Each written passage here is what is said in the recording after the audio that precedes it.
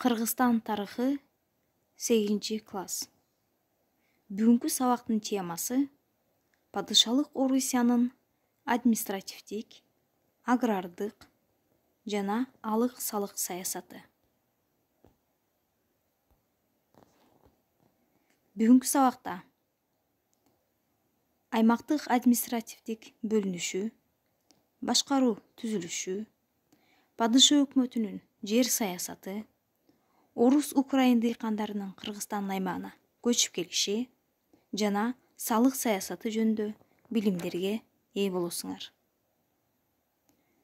Аймактык административдик бөлүнүшүнө токтолсок, Кыргызстандын аймагы толугу менен Россия империясынын карамагына өткөндөн кийин административдик башкаруу киргизиле баштаган.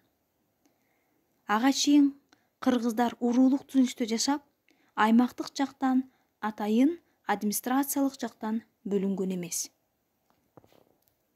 1865 жылы түндүк батышта Арал деңизинен түштүк чыгышта Ысык көлгө чейинки аймакта Түркстан облусу негизделген.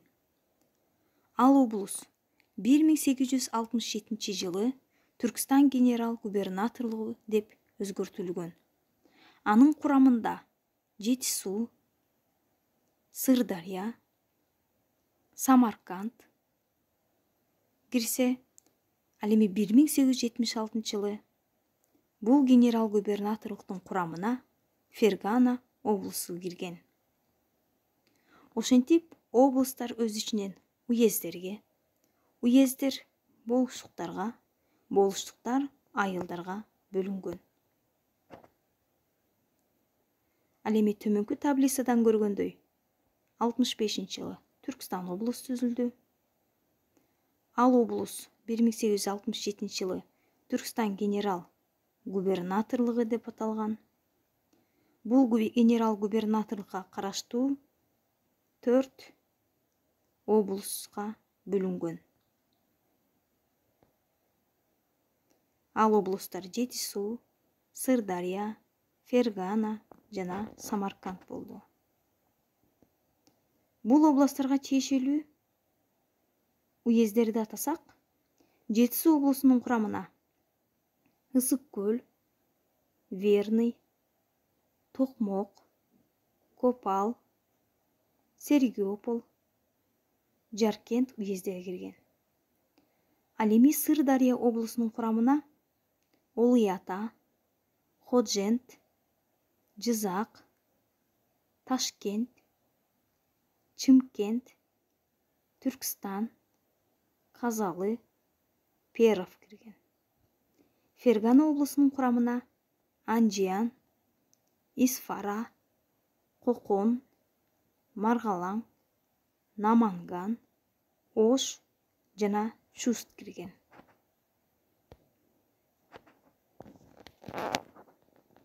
Башкаруу түзүлүшү. Болуштарды болуштуктар башкарган. Алар старшиндар менен бирге 3 жылдык мөөнөткө шайланышкан. Болуштар элге жалпы көз салып, ал эми старшиндар болуштарга баш ийишкен. Мындан тышкары бийлер жана казылар деп аталган башкаруу аппараты да болгон. Бийлер көчмөн калк арасында адатка айланып калган сот ишин жүргүзүшкөн жана күнөөкөрдү айыпка жыккан. Казылар отурукташкан калк ишинде сот ишин башкарган. Тагыраак айтканда, шариятка таяп, чечим чыгарып, жаза берген. Ошондой эле падыша өкмөтүнүн жер саясаты да ишке кирген. Ага токтоло кетсек, 1867 жана 1891 жылдары кабыл алынган жоболорго ылайык көчмөн мал чарбачылыгы менен кесиптенген элдин чарба жүргүзгөн жерлеринин баары мамлекеттин менчиги деп жарыяланган. Жерге мал жайганы, эгин эккени үчүн жердин анык ээси болгон кыргыздар мамлекетке жер акысы катары салык төлөп калышкан. Жайлоолордогу жана кыштоолордогу жайыттарды жамааттык негизде пайдалануу тартиби мыйзамдаштырылган. Түштүк Кыргызстанда калк отурушташкан ойдун жерлерде алгачкы жылдары жеке менчик жер, мүлк жана мечит медреселерге таандык жер ээлиги вакуф сакталып калган. Кийинчерээк падышалык бийлик аларды дагы жоюп жиберген. Колониялык башкаруу жылдарында Кыргызстандын аймагына орус украиндер көчүрүп келине баштаган. Көбүнчө булар дыйкандар болушкан. Алар келгенден кийин дыйканчылыкка ыңгайлуу, суусу мол өрөөндөргө келип отурукташкан.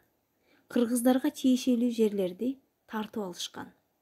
Ошентип кыргыздар талааларга, бийик тоолуу, таштактуу жерлерге айдалган. Өзгөчө Чүй жана Ысык көл аймагына келгиндер көп отурукташкан. 1868-1883 жылдары Жети Суу облусуна 36 орус украин кыштактары негизделген. Алар жалпы жонунан 2500 түтүндү түзгөн. Келген дыйкандарды 15 жылга салыктан бошотуп, акчалай суудаларды беришкен. Ар бир дыйканга 30 десятинадан жер берилген. Же болбосо 1 десятина 1,2 гектар жерге барабар болгон.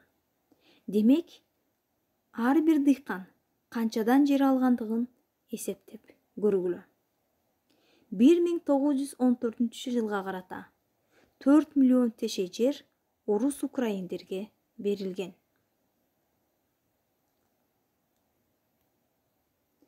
Көчмөн калк жана отурукташкан калктардан салыктар да алынып турган. Ал салыктардын ар бирине токтоло кетсек, көчмөн элдер түтүн башына салык төлөшкөн. Ар бир түтүн 19-кылымдын 60-70 жылдары 2 сом 75 тыйындан салык төлөгөн. 1882 жылы салыктын өлчөмү 4 сомго жеткен.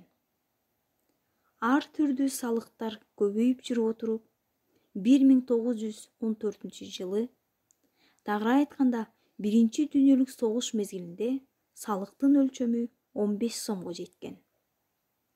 Отурукташкан калк салыктын 2 түрүн төлөгөн. Алар хараж жана танаптык салык. Хараж салыгы эгин аянттарынан алынган. Танаптык салык бак-дарак, мөмө-жемиш, жашылча өстүрүлгөн жерлерден алынган. Танаптык салык акчалай болгон. Ал эми хараж болсо түшүмдүн 10% алынган. Кийинчерээк эгин эгилбей, бош жаткан жерлерден дагы салыктар алына баштаган. Ошентип, бүгүнкү сабагыбыз соңуна келди. Кийинки сабакта амандашканга чейин сак саламатта болгула.